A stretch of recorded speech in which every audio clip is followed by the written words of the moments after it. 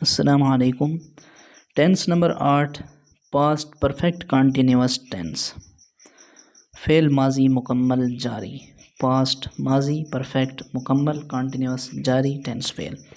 तारीफ़ इसकी यह है कि किसी काम का करना या होना गुज़रे हुए ज़माने में एक अरसा से जारी हो। मसलन वो 1 घंटे से किताब पढ़ रहा था, वो 10 मिनट से स्कूल जा रहे थे, हम 4 हफ़्तों से आपका इंतज़ार कर रहे थे। तो देखें, पढ़ना, जाना और इंतज़ार करना ये ऐसे काम हैं जो गुज़रे हुए ज़माने में हो रहे हैं लेकिन एक अरसा से जारी हैं। किताब 1 घंटा से पढ़ी जा रही है, स्कूल जाया जा रहा है 10 मिनट से, इसी तरह 4 हफ़्तों से इंतज़ार हो रहा है। अच्छा जी, उर्दू जुमले को देखकर कैसे पहचान होगी कि ये पास्ट परफेक्ट कंटिन्यूअस टेंस है, और फिर उसके बनाने का जो तरीका है वही हम लगाएंगे। तो उर्दू जुमले को देखकर पहचान इस तरह होगी कि उर्दू के फ़िक्रे के आखिर में रहा था, रही थी, रहे थे और साथ अरसा या मुद्दत भी होगा। दोनों चीज़ें होंगी। जिस तरह 1 घंटा से किताब पढ़ रहा था, इसमें देखें 1 घंटा अरसा और मुद्दत भी है और साथ रहा था भी आ रहा है। तो दोनों चीज़ें जब होंगी तो देखकर ये समझ आ जाएगी कि ये पास्ट परफेक्ट कंटिन्यूअस टेंस है। पास्ट परफेक्ट कंटिन्यूअस टेंस का सादा जुमला बनाने का तरीका यह है कि सबसे पहले सब्जेक्ट लगाएंगे, उसके बाद हेल्पिंग वर्ब हैड बीन लगेगा, फिर इंग फॉर्म लगेगी, फिर ऑब्जेक्ट लगेगा और फिर सिंस या फार का इस्तेमाल होगा। अब सिंस या फार का इस्तेमाल, चलो इससे पहले ये देख लें कि हमने कहा सब्जेक्ट के बाद हेल्पिंग वर्ब हैड बीन लगेगा। इसमें आप ये देख लें कि जिस तरह पिछले टेंस में सिर्फ हैड का इस्तेमाल हुआ है, तो हमने कहा कि हैड ऐसा हेल्पिंग वर्ब है कि हर किस्म के नॉन प्रोनाउन के साथ आता है। इसी तरह हैड बीन भी हर किस्म के नॉन प्रोनाउन के साथ आएगा। मतलब कहने का यह है कि ही, शी, इट वाहिद नाम हो या आई, वी, यू, दे या कोई जमा नाम हो, सब के साथ हैड बीन ही लगेगा हेल्पिंग वर्ब। अच्छा जी, अब देखें कि सिंस और फार का फ़र्क क्या है, कि कहाँ सिंस लगेगा, कहाँ फार लगेगा। तो जिस लफ्ज़ की जमा ना बन सके उससे पहले सिंस लगाएंगे, और जिस लफ्ज़ की जमा बन सके उससे पहले फार लगाएंगे। अब देखें, सुबह से, शाम से, दोपहर से, मंगल से, पीर से, अगस्त से, 1990 से, ये सब ऐसे लफ्ज़ हैं कि इनकी जमा नहीं बन सकती, इसलिए इनके साथ सिंस लगता है। अब 1990 की क्या जमा बनाएंगे, अगस्त की अगस्तों तो नहीं होती ना जमा। तो इस तरह इन ऐसे अल्फाज जो होते हैं जिनकी जमा नहीं बन सकती तो उनके साथ सिंस लगता है, और जिन अल्फाज की जमा बन सकती है उनके साथ फार लगता है। जैसे 10 मिनटों से, 2 घंटों से, दिनों से, हफ्तों से, महीनों से, सालों से। देखें ना, मिनट की जमा मिनटों आती है, घंटा की जमा घंटों आती है, दिन की जमा दिनों आती है। तो ये सारे ऐसे अल्फाज हैं कि इनकी जमा बन सकती है ना, इसलिए इन सब के साथ फार का इस्तेमाल होता है। मैं 2 घंटों से किताब पढ़ रहा था। I had been reading a book for 2 hours. देखें, सबसे पहले सब्जेक्ट आई लगा है, उसके बाद हेल्पिंग वर्ब हैड बीन लगा है, उसके बाद इंग फॉर्म लगी है, उसके बाद ऑब्जेक्ट लगा है और आखिर में फार का इस्तेमाल हुआ है। सिंस का इस्तेमाल यहाँ नहीं हुआ, फार का हुआ है। क्यों? इसलिए कि 2 घंटों कहा जा रहा है तो घंटा की जमा घंटों बनती है, इसलिए फार का इस्तेमाल हुआ है, फॉर 2 आवर्स। हम 10 मिनट से क्रिकेट खेल रहे थे। We had been playing cricket for 10 minutes. तुम 10 दिन से झूठ बोल रहे थे। You had been telling a lie for 10 days. वो कई दिनों से स्कूल जा रहे थे। They had been going to school for many days. माली 10 बजे से पौधों को पानी दे रहा था। The gardener had been watering the plants since 10 o'clock। नफ़ी के फ़िक्रात का तरीका। पास्ट परफेक्ट कंटिन्यूअस टेंस के जो नफ़ी के फ़िक्रात हैं, इनका तरीका ये है कि सबसे पहले सब्जेक्ट लगाएंगे, फिर हेल्पिंग वर्ब हैड लगेगा, फिर नॉट लगेगा, फिर बीन लगेगा, फिर इंग फॉर्म, फिर ऑब्जेक्ट और फिर सिंस या फार का इस्तेमाल होगा। तो आसान तरीके से मैं आपको इस तरह बता दूं कि पास्ट परफेक्ट कंटिन्यूअस टेंस का जो हमने सादा जुमला बनाया है उसमें सब्जेक्ट के बाद हमने हेल्पिंग वर्ब कहा कि हैड बीन लगाएंगे। तो इस नफ़ी के फ़िक्र में सिर्फ इतना आपने करना है कि हेल्पिंग वर्ब जो हैड बीन है, तो हैड और बीन के दरमियान में आपने नॉट लगा देना है। बाकी तरतीब सादा जुमले वाली है। सिर्फ इतना आपने करना है कि नफ़ी का जो फ़िक्रा है उसमें हैड और बीन के दरमियान में नॉट लगा दें तो सादा से मनफी जुमला बन जाएगा।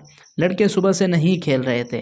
अब पहले मैं आपको इसका सादा बताऊंगा कि लड़के सुबह से खेल रहे थे, तो इसकी इंग्लिश क्या है? Boys had been playing since morning. अगर नफ़ी का बनाएं, लड़के सुबह से नहीं खेल रहे थे, तो आप देखें बॉयज़ सब्जेक्ट आए, उसके बाद हैड बीन, हैड और बीन के दरमियान में नॉट लगा है, had not been. Boys had not been playing since morning. हम सुबह से आपका इंतज़ार नहीं कर रहे थे। We had not been waiting for you since morning. हम 10 सालों से इस शहर में नहीं रह रहे थे। We had not been living in this city for 10 years.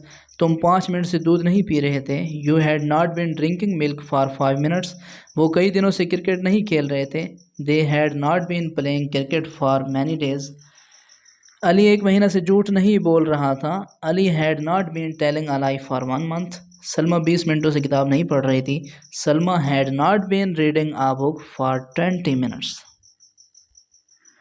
Past perfect continuous tense के इंटेरोगेटिव सेंटेंसेस यानी सवालिया फ़िक्रात, इनके बनाने का तरीका ये है कि सबसे पहले आपने हेल्पिंग वर्ब हैड लगाना है, फिर सब्जेक्ट लगाना है, फिर बीन, फिर इंग फॉर्म, फिर ऑब्जेक्ट और फिर सिंस या फॉर का इस्तेमाल होगा, आखिर में सवालिया निशान लगेगा। आसान तरीके से मैं आपको इस तरह समझा दूं कि सादा जुमला जो था इस टेंस का, उसमें सब्जेक्ट के बाद हैड बीन लगता था। मसलन सब्जेक्ट अगर ही हो तो ही हैड बीन हम कहते थे। यहाँ पर जो बीन को छोड़ देना है, जो हैड है उसको और सब्जेक्ट को बदल लेना है, बरक्स कर देना है। ही हैड के बजाय हैड ही कर देना है, यानी हैड पहले, उसके बाद सब्जेक्ट जो भी होगा और उसके बाद बीन लगेगा। तो अगर ही हैड बीन, सब्जेक्ट ही हो और फिर उसके बाद हैड बीन हो, तो ही हैड बीन के बजाय हैड ही बीन कर देना है। यू हैड बीन के बजाय हैड यू बीन कर देना है। और सादा जुमले में अगर आ रहा है आई हैड बीन तो हैड आई बीन। तो देखें जी, क्या वो मंगल से बुखार में मुब्तला था। मैं तो भाई पहले इसका बनाऊंगा सादा। वो मंगल से बुखार में मुब्तला था, तो इसकी इंग्लिश क्या बनेगी? He had been suffering from fever since Tuesday. अब इसका सवाल ये जब बनाया क्या वो मंगल से बुखार में मुब्तला था, तो ही हैड बीन की बजाय हैड ही बीन हो गया। हैड को पहले कर दिया, सब्जेक्ट बाद में कर दिया। Had he been suffering from fever since Tuesday. क्या आप 10 सालों से इस शहर में रह रहे थे। Had you been living in this city for 10 years. इसको भी आप जो है ना पहले सादा बना के देख लें।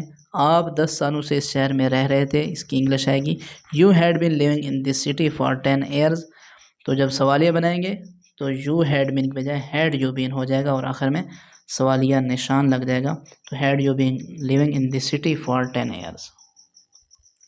हाँ, अगर फ़िक्र में कोई सवालिया लफ्ज़ आ जाए, मसलन क्यों, कब, कैसे और कहाँ वगैरह, तो उसकी अंग्रेज़ी सबसे पहले लिखते हैं और आखिर में सवालिया निशान लगाते हैं। सुबह से बारिश हो रही थी।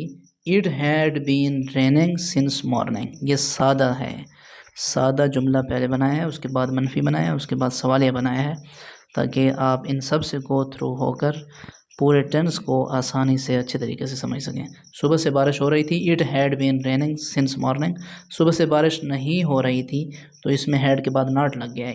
It had not been raining since morning. क्या सुबह से बारिश हो रही थी? Had it been raining since morning. बारिश कब से हो रही थी? Since when had it been raining. आप 1990 से इस शहर में क्यों रह रहे थे? Why had you been living in this city since 1990। अच्छा जी, तो मेरा मशवरा आपको ये है कि इस तरह का जो भी जुमला होता है आप उसको सबसे पहले सादा बनाएं, फिर उसको ख़ुद ही मनफी बनाएं और फिर ख़ुद ही उसको सवालिया बनाएं।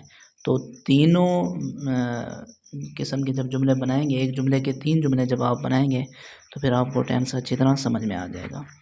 अल्लाह पाक आपके इल्म में इजाफ़ा करे। अगर आप मेरी इन वीडियो से कुछ सीख रहे हैं और आपको कुछ फ़ायदा हो रहा है तो फिर वीडियो को लाइक भी कर दें और चैनल को सब्सक्राइब भी कर दें। अल्लाह आपको खुशियाँ दें।